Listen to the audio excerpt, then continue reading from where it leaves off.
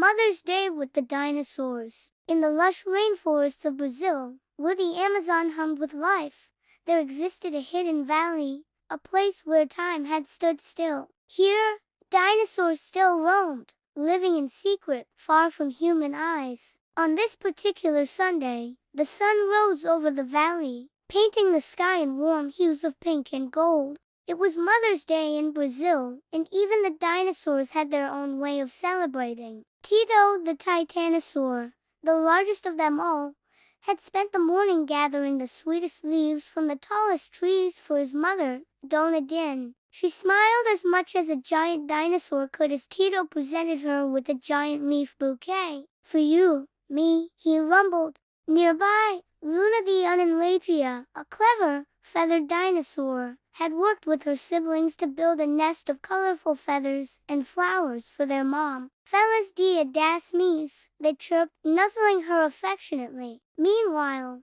Zika the Carnotauruses, usually a fierce hunter, was acting unusually gentle. He had caught a giant fish from the river, his mom's favorite, and was carefully carrying it back to her cave. "I even took off the scales for you," he said proudly. As the day went on, the dinosaur families gathered around a peaceful lagoon, feasting on fruits, leaves, and fish. The pterosaurs swooped overhead, dropping flower petals like a natural parade. The little microraptor chicks sang a screechy but heartfelt song for their mothers. And just as the sun began to set, painting the sky in brilliant oranges and purples, all the dinosaur moms sighed happily. It had been a perfect dia das Mães, full of love, laughter, and of course, giant hugs, even if some of those hugs nearly knocked over a few trees. As the sun dipped below the horizon, painting the sky in deep purples and fiery reds,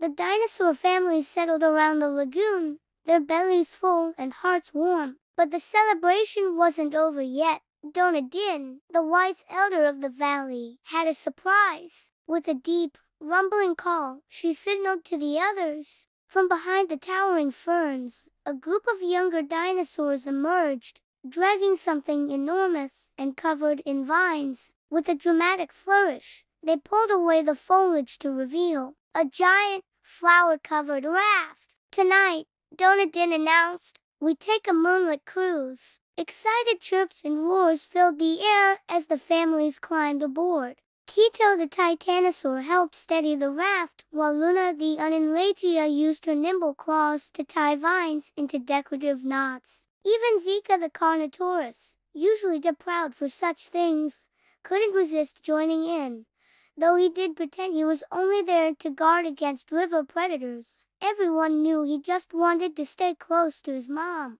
As the raft floated gently across the lagoon, the dinosaurs marveled at the glowing fireflies dancing above the water. The little microraptors squeaked in delight as bioluminescent fish shimmered beneath them, turning the lagoon into a sea of stars. Then, from the shadows of the trees, a soft, melodic sound began, a chorus of prehistoric crickets and frogs, joined by the deep, rhythmic hoots of a pair of hidden Alamosaurus. It was the valley's own symphony, a song of gratitude for the mothers who protected, fed, and loved their families. Dona Din nuzzled her son Tito. "This is the best Mother's Day yet," she murmured. Just then, a splash erupted near the raft. A playful Spinosaurus, known as Sora, had been secretly following them. Instead of causing chaos, she surfaced with a mouthful of giant water lilies. "For all the me's," she gurgled, dropping them onto the raft. The mothers laughed as much as dinosaurs could and adorned themselves with the flowers. As the moon rose high, the dinosaurs drifted back to shore,